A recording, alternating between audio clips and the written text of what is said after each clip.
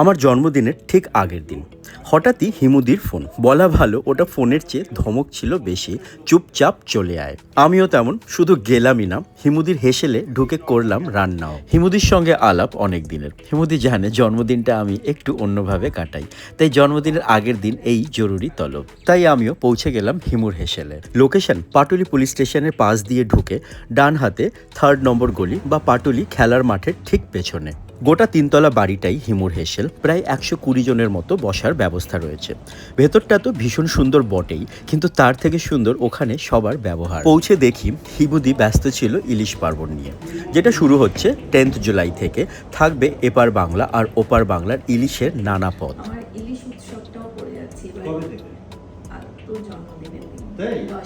আমার নিজস্ব কিছু রেসিপি আছে। বেশ খানিকক্ষণ আড্ডা মারার পরে আমরা চললাম রান্নাঘরের পথে। এবার করবো রান্না। তারপরে এবার আমরা দিয়ে দেব এটা।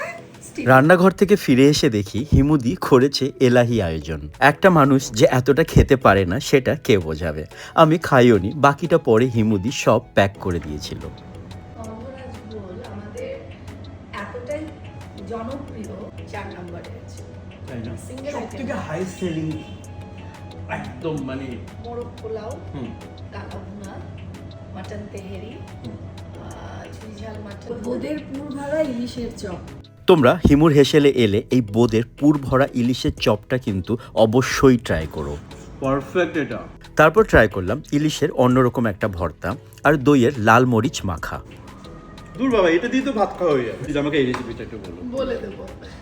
আমি কাউকে বলুন, আমি ভিডিওতে এই রেসিপিটা। কালো জিরে কাঁচা লঙ্কা বাটা ইলিশ, গরম ভাত আর এই এরকম একটা কালো জিরে কাঁচা লঙ্কা দিয়ে ইলিশের ঝোল, আর কিচ্ছু চাই না। তারপর এলো মোরগ পোলাও আর খুলনার ঐতিহ্যবাহী চুই ঝাল মাটন।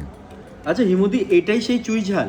একদম এটা চুই। তোমরা হিমুর হেসেলে এলে যে মেনুগুলো ট্রাই করবে, আমি বরং সেটার একটা লিস্ট করে দিই। ইলিশের পোলাও, ডাবের শ্বাসে গন্ধরাজ ইলিশ, ফরিদপুরের হাতে মাখা ইলিশ, ডাবের শ্বাসে গন্ধরাজ চিংড়ি, আর অবশ্যই ভাপা ইলিশ। বানানো ভাপায়। আর শেষে মিষ্টি মুখে ছিল মেদিনীপুরের মুগ ডালের জিলিপি। এটা হলো মুন্সিগঞ্জের পাতক্ষীর জন্মদিনের সেই পায়েস।